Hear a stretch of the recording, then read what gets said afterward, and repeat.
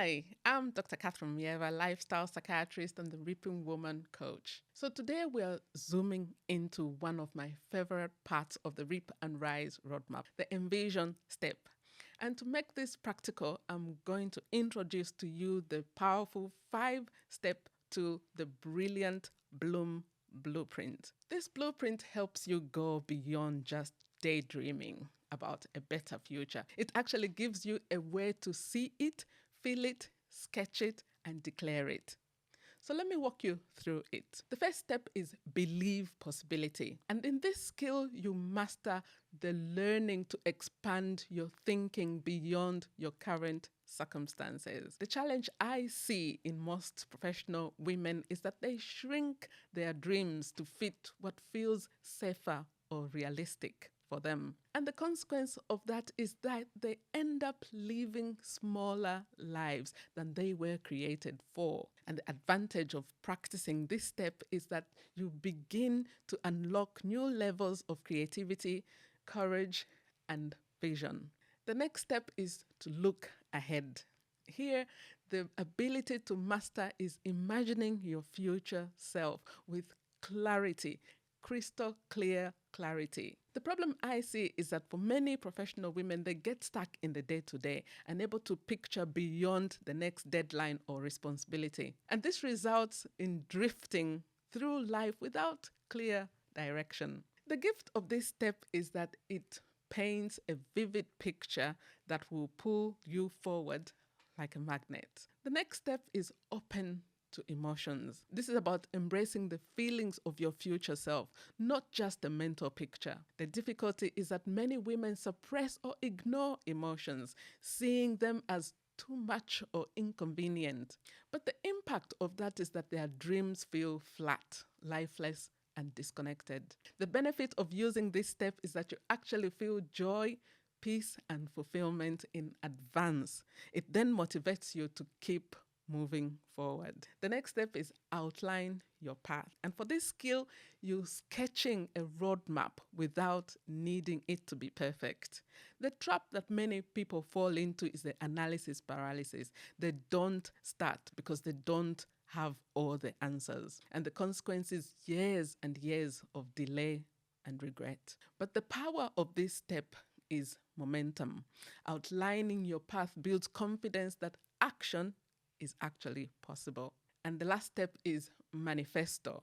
And this step is about writing it down, a declaration of who you are becoming. So the problem I see is that women keep their dreams in their heads, where they are unspoken, and they eventually fade. And this results in never feeling real.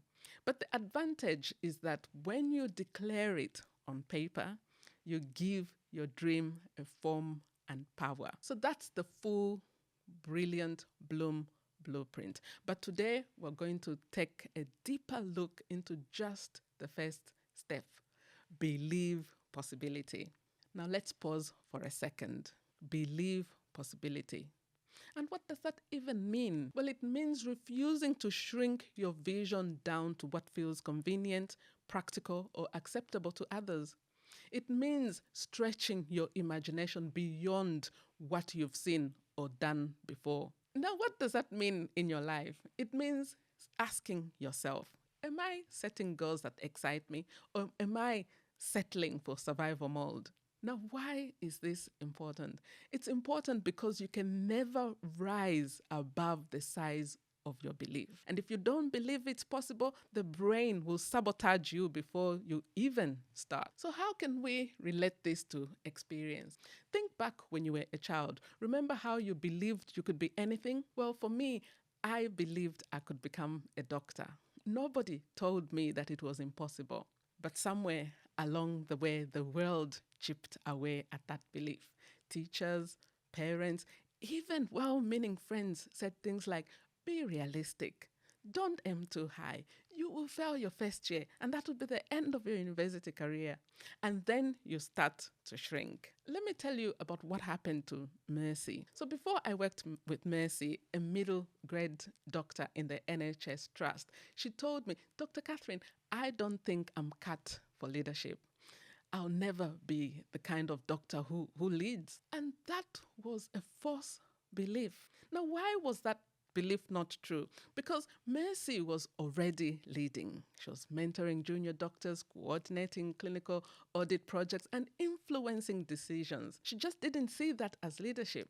So the true belief that we worked on was, I have the capability and the passion to lead at a higher level. Once she believed that new possibility, opportunities opened up. And within 12 months, she was promoted to an associate specialist role and worked her way to obtaining specialist registration with the General Medical Council, a requirement to work as a consultant in the UK.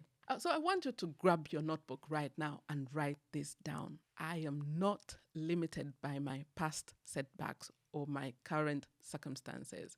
I am free to believe in bigger possibilities.